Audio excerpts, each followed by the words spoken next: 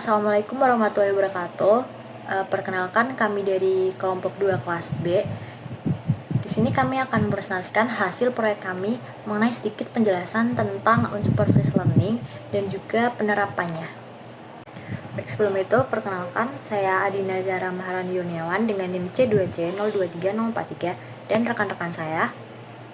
Aku Nesya Melita Andari dari kelompok 2 AI kelas B. Perkenalkan, saya Faril Zaki, NIM C2C023053 dari kelas B.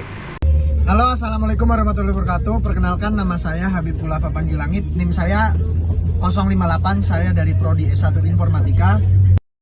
Saya Muhammad Sahrizal dengan NIM C2C023056.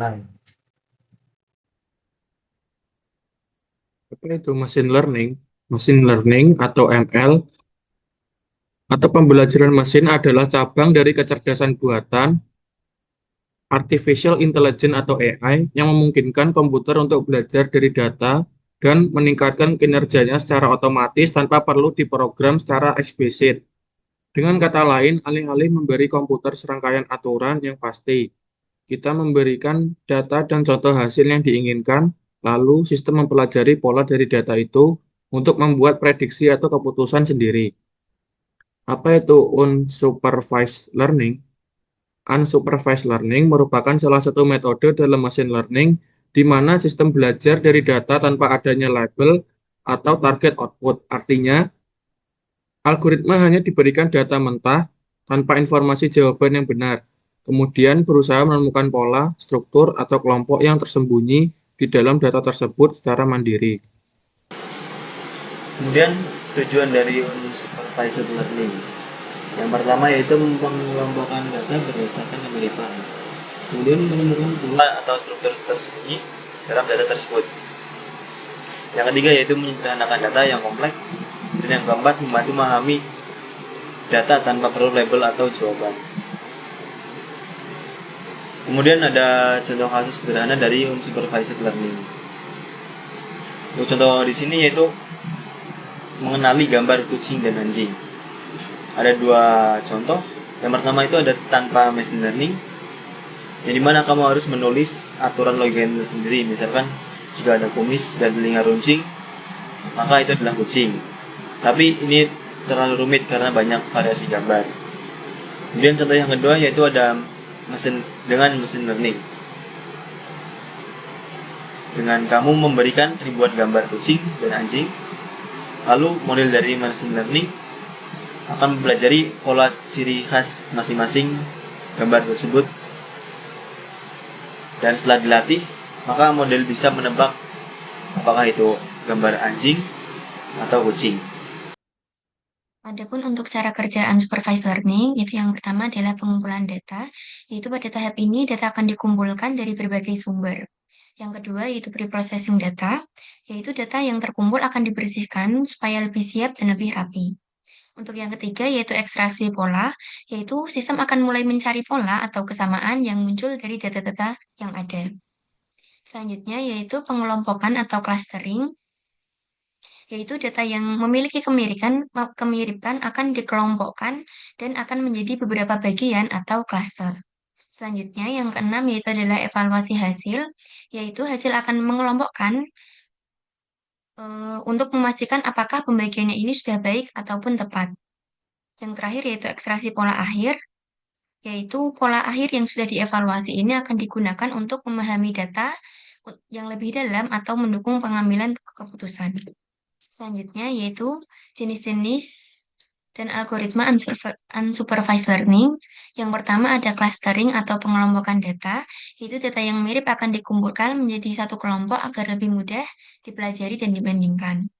Ada juga dimensionality reduction, yaitu mengurangi jumlah variabel dalam data supaya lebih sederhana, tapi tetap menyimpan informasi yang penting. Yang ketiga ada association, yaitu mencari hubungan atau pola yang sering muncul bersama dalam data, seperti barang yang sering dibeli bersamaan.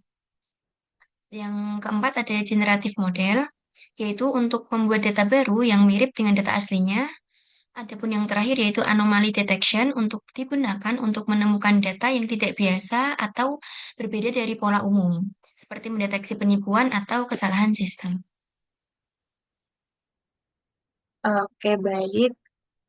Untuk kelebihan dan kekurangan dari unsupervised learning, itu kalau kelebihan yang pertama itu ada bisa mengungkap pola-pola atau struktur tersembunyi dalam data tanpa adanya label atau kelas yang sudah ditentukan. Artinya, unsupervised learning itu bisa menemukan hubungan atau kelompok itu di dalam data itu tanpa perlu tahu hasil akhirnya terlebih dahulu. Misalnya dalam data pasien diabetes. Jadi algoritma itu bisa secara otomatis mengelompokkan pasien itu berdasarkan gejala atau kadar gula darah, meskipun kita tidak memberitahu mana yang diabetes, mana yang tidak. Lalu yang kedua, bisa digunakan untuk eksplorasi data dan penemuan wawasan baru. Karena metode unsupervised learning ini tidak bergantung pada label, algoritma ini sering digunakan untuk eksplorasi data. Jadi, dengan metode ini, kita bisa menemukan kelompok baru atau segmentasi data yang sebelumnya itu tidak terlihat. Dalam dunia bisnis contohnya, itu digunakan untuk menemukan segmen pelanggan baru.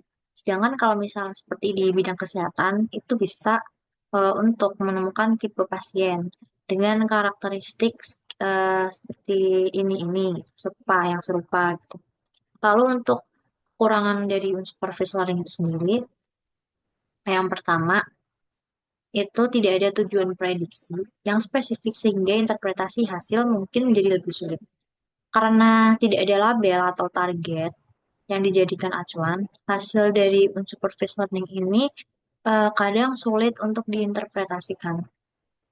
Kita tuh hanya tahu bahwa data itu terbagi dalam beberapa klaster, tapi belum tentu arti dari masing-masing klaster tersebut itu tanpa analisis tambahan.